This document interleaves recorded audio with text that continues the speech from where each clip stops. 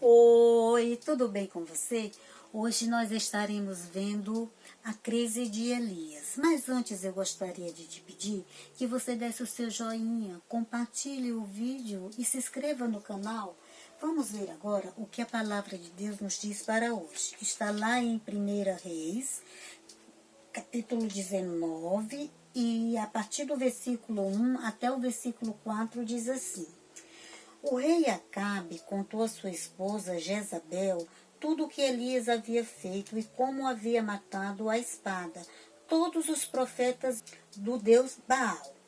Aí ela mandou um mensageiro a Elias com o seguinte recado: Que os deuses me matem, se até amanhã a esta hora eu não fizer com você o mesmo que você fez com os profetas. Elias ficou com medo e, para salvar a sua vida, fugiu com o seu ajudante para a cidade de Berseba, que ficava na região de Judá. Deixou ali o seu ajudante e foi para o deserto, andando o dia inteiro. Aí parou, sentou-se na sombra de uma árvore e teve vontade de morrer.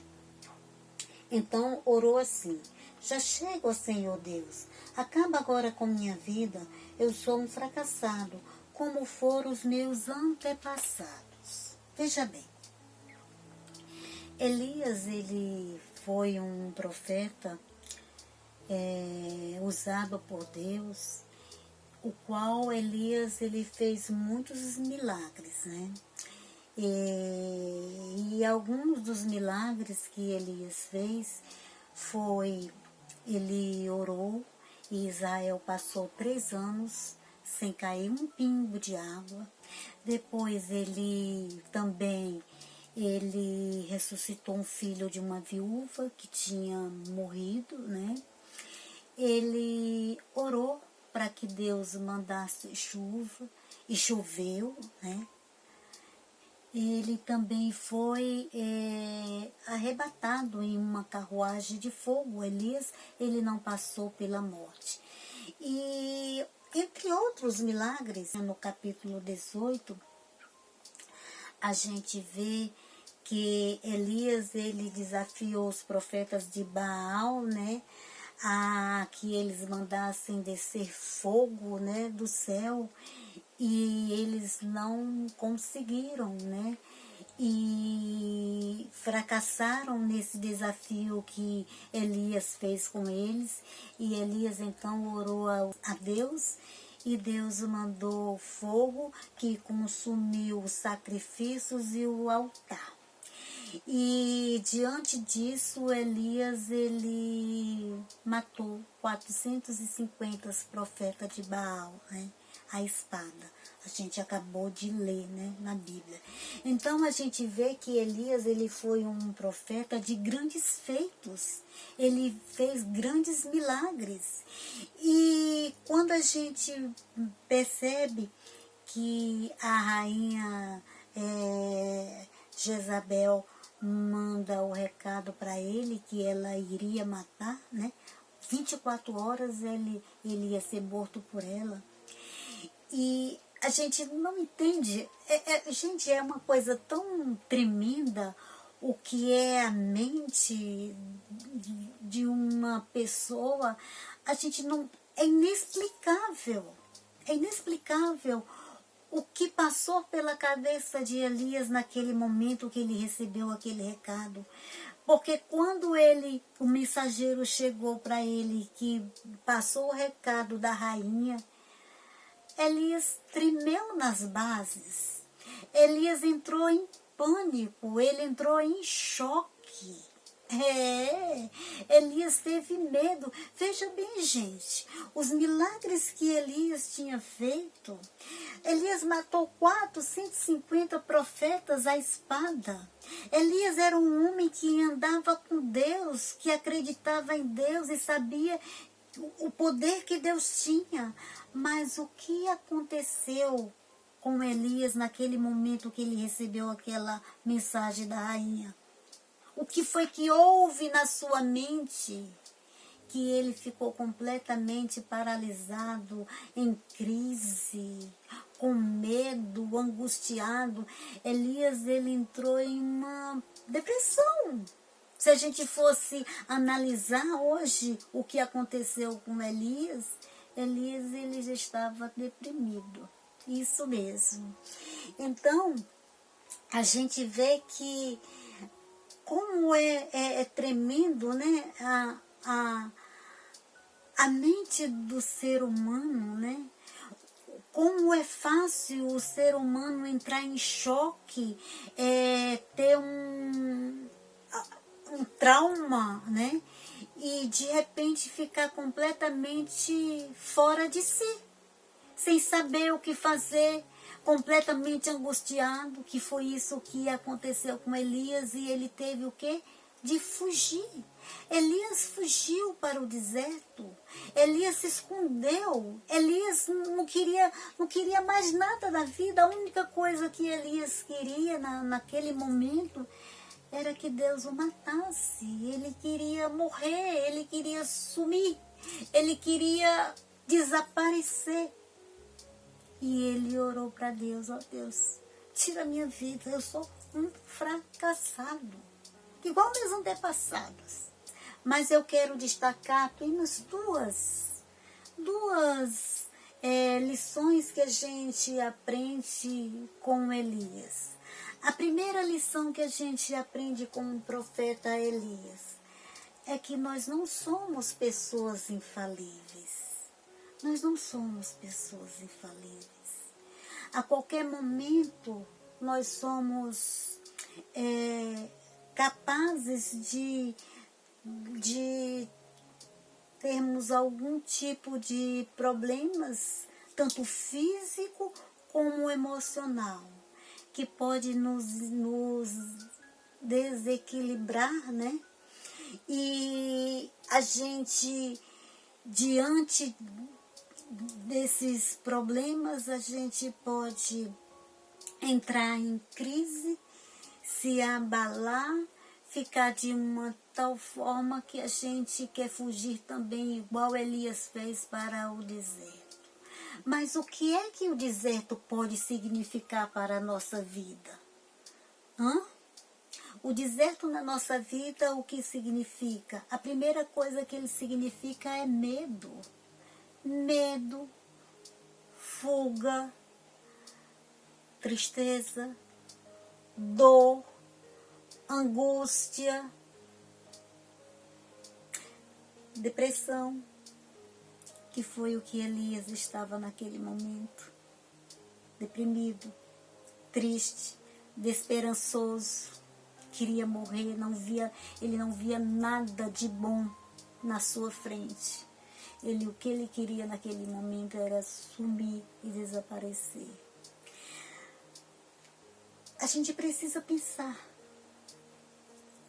Aconteceu na vida de Elias, acontece aí na vida de muitas pessoas e pode acontecer conosco. Nós não somos infalíveis.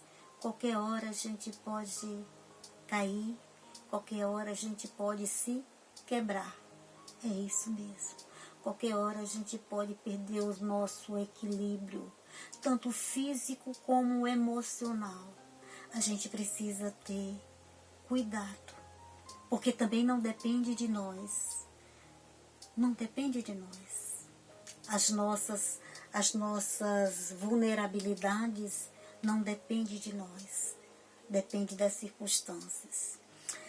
E a segunda lição que a gente pode aprender com Elias é que Elias, ele não foi abandonado, né?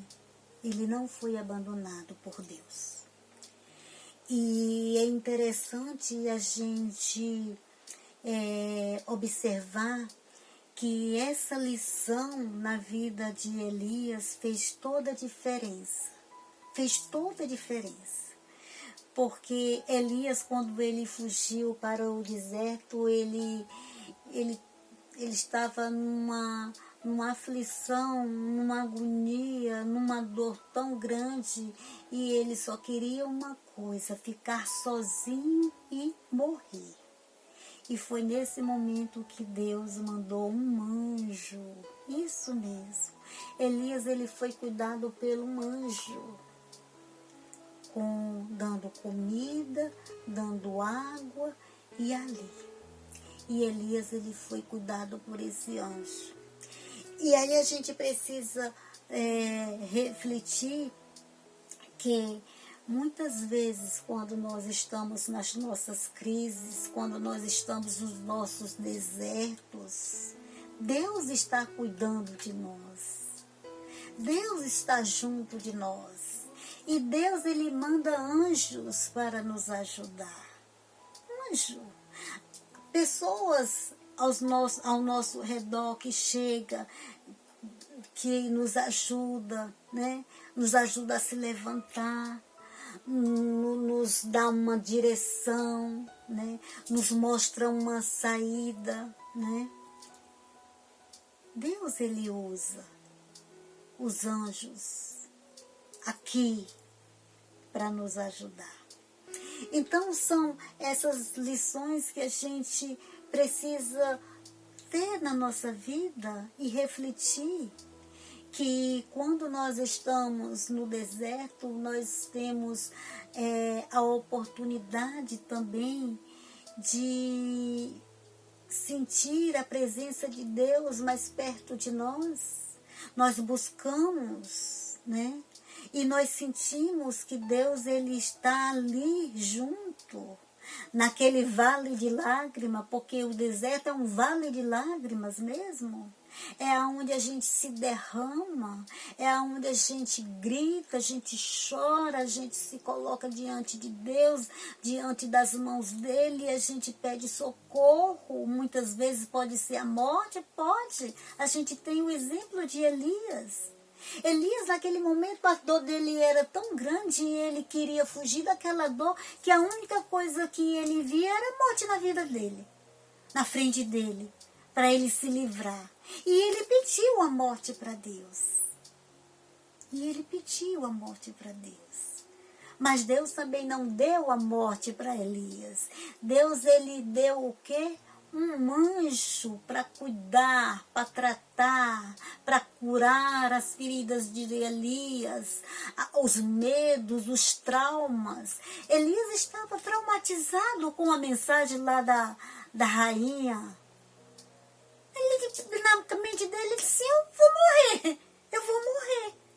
Porque se ela já matou também tantos profetas, quantos profetas ela mandava matar? Imagina eu. Ele não via uma saída para ele.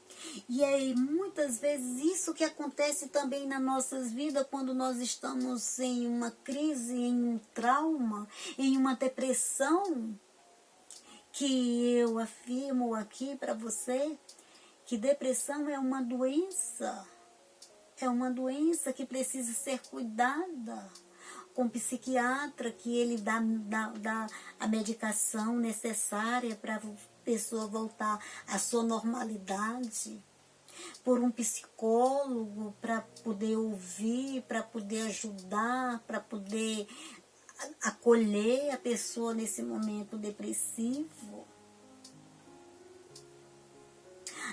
A pessoa que está em depressão precisa de um apoio familiar, de amigos. Então, são essas coisas. Elias, naquele momento, ele não foi abandonado. Hoje a gente vê muitas pessoas dizer o quê? Que a depressão é o quê? É porque a pessoa está longe de Deus, não é verdade? Aquilo ali, falta de Deus. As pessoas dizem que é falta de Deus quem está com depressão. Ou então é algum espírito mau que a pessoa está, né? Algum espírito está na pessoa e por isso é que ela é deprimida. Mas não foi isso que a gente viu com o profeta Elias. O profeta Elias, ele não estava nem endemoniado e nem afastado de Deus, muito pelo contrário. Estava assim, o profeta Elias era assim com Deus, bem unidinho. Tão assim que não passou pela morte, ele foi numa carruagem de fogo diretamente para o céu. e estava depressivo. E estava querendo morrer. Mas ele foi abandonado por Deus? Não. Ele foi cuidado pelos anjos. Deus enviou um anjo para cuidar dele. Eu não sei como está a sua vida. Eu não sei que tipo de crise você está enfrentando.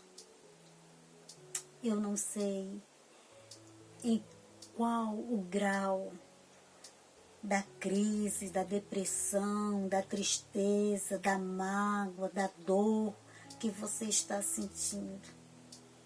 Mas a única coisa que eu sei é que no vale das lágrimas que a gente enfrenta, no deserto de nossas vidas, existe sempre um Deus